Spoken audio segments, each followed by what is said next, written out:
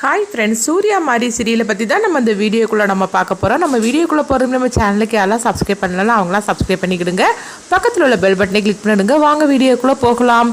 துர்கா கண்டுபிடிச்சிருந்தாங்க சூர்யா தான் குற்றவாளி அப்படிங்கிறத கண்டுபிடிச்சிருந்தாங்க. என்ன பண்ணுறதுக்கு இவருன்னு சொல்லிட்டு நம்ம கொஞ்சம் கூட எதிர்பார்க்கவே இல்லை அப்படின்னு சொல்லிட்டு துர்கா அதிர்ச்சியோடய அங்கே ஸ்டேஷனுக்கு வராங்க. அப்போ அந்த கான்ஸ்டபிள் லேடி தான் கேட்டுட்டு இருக்கிறாங்க, என்ன மேடம் அவர் யாருன்னு சொல்லி கண்டுபிடிச்சிட்டிங்களா அப்படிங்கும்போது, இல்லை நான் பார்க்கவே இல்லை அப்படின்றதாங்க. அடுத்து அப்படி பேசிகிட்டு இருக்கும்போதே பார்க்கும்போது, அதாவது அவருடைய கதை முடிஞ்சதில்ல, அவங்க அப்பா தான் வராங்க. வந்ததுமே துர்கா கிட்ட கேட்குறாங்க, ஆமாம் அது யாருன்னு சொல்லு அப்படிங்கிறாங்க.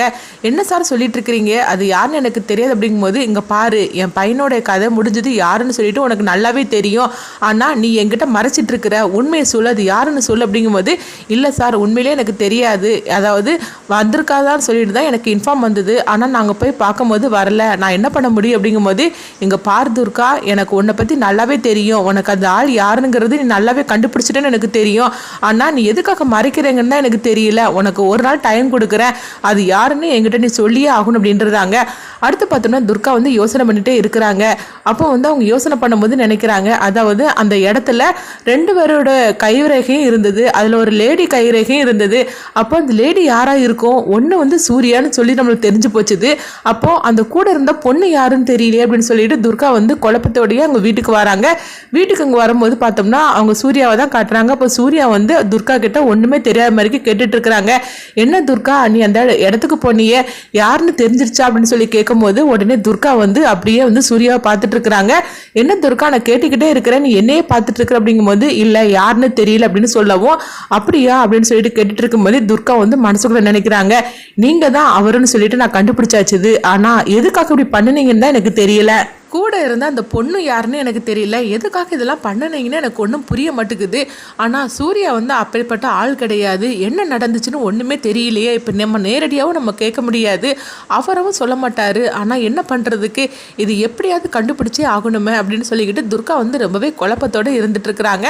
இங்கே பார்த்தோம்னா அவங்க மாயா, அதுக்கப்புறமா சவுந்தரபாண்டி, நாகஜோதி இவங்க 3 பேர் தான் காட்டுறாங்க. அப்போ தாரா சொல்லிட்டு இருக்கிறாங்க, இங்கே பாரு நீ உன் வேலையை எப்போ தான் நீ செய்ய போகிற அப்படிங்கும்போது, நான் என்ன பண்ணுறதுக்கு, சூர்யா கையில் அந்த கருப்பு கயிறு இருக்கிற வரைக்கும் என்னால் எதுவுமே செய்ய முடியாது, அந்த கருப்பு கயிறை கலட்டினாதான் எனக்கு சூர்யாவோட கதையை நான் முடிக்க முடியும் அப்படின்னு சொல்லவும், இப்போ என்ன பண்ணுறதுக்கு தெரியலையே அப்படின்னு சொல்லிக்கிட்டு தாராட்ட சொல்லிட்டு இருக்கிறாங்க. உங்களால் முடியாதா, நீங்கள் சொன்னால் சூர்யா கேட்க மாட்டார் அப்படிங்கும்போது, என்ன ஜோதி நீ இந்த மாதிரிக்கு பேசிகிட்டு இருக்கிற, நான் எப்படி அதாவது சூர்யாவோட கையில் இருக்கிற கயிறை கலட்ட சொல்ல முடியும், அதுவும் துர்காவாக்கும் கெட்டியிருக்கிறா, அப்படி இருக்கும்போது நான் அப்படி கலட்ட சொன்னோம்னா கண்டிப்பாக என் மேலே சந்தேகப்பட ஆரம்பிச்சிருவாங்க, அதனால என்னால் முடியாது அப்படிங்கிறாங்க. அப்போ இப்போ என்ன பண்ண போகிற அப்படின்னு சொல்லி கேட்கும்போது, அதுதான் எனக்கு ஒன்றும் புரிய மாட்டேங்குது அப்படிங்கவும், இங்கே பாரு இத்தனை நாளைக்குள்ளே நான் அந்த கயிறை கலட்டிக்கிட்டு நான் சூர்யாவோட கதையை முடிச்சாகணும், அதுக்கு மேலேயும் என்னால் ஒன்றும் பண்ண முடியாது, இத்தனை நாள்னு சொல்லிட்டு எனக்கு டைம் இருக்குது, அந்த டயத்துக்குள்ளே தான் நான் முடிச்சாகணும் சூர்யாவோட கதையை, அப்போ தான் என்னுடைய புருஷனோட உயிரை நான் காப்பாற்ற முடியும் அப்படின்னு சொல்லவும், இது கிட்டதுமே தாராவுக்கு என்ன பண்ணுறதுன்னு தெரியல. இப்போ சவுந்தரபாண்டி சொல்கிறாங்க, என்ன சிஸ்டர் இவ இப்படிலாம் சொல்லிட்டு இருக்கிறா, என்ன பண்ண போறீங்க அப்படின்னு சொல்லும் போது, அதுதானே எனக்கு ஒன்றும் புரியல அப்படின்னு சொல்லிட்டு இருக்கிறாங்க.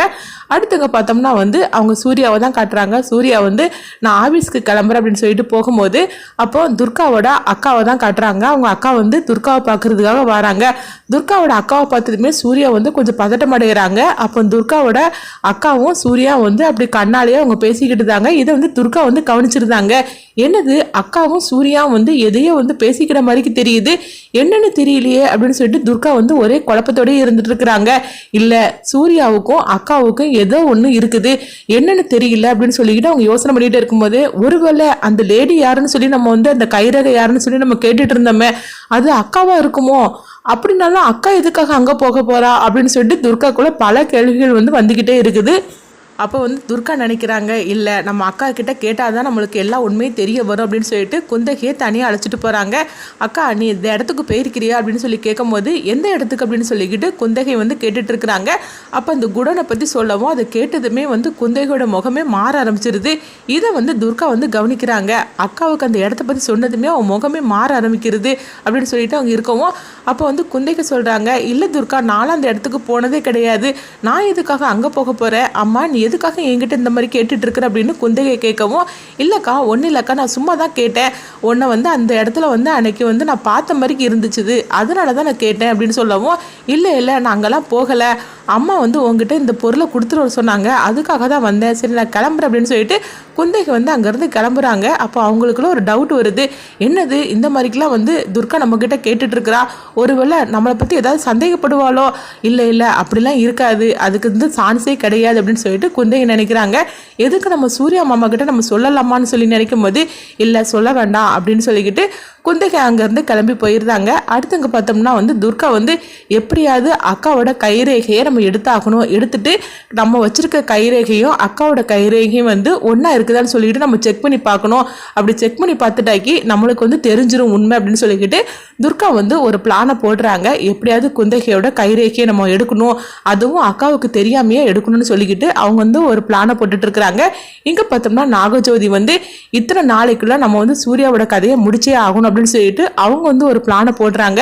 எப்படியாவது வந்து சூர்யாவை கையில கட்டியிருக்கிற அந்த கயிறை வந்து கலட்டணும், அப்படி கலட்டினா மட்டும்தான் நம்மளால சூர்யாவோட கதையை முடிக்க முடியும், நம்மளுக்கும் வந்து நம்ம புருஷன் உயிரோட கிடப்பாரு அப்படின்னு சொல்லிக்கிட்டு நாகஜோதியும் ஒரு திட்டத்தை போடுறாங்க.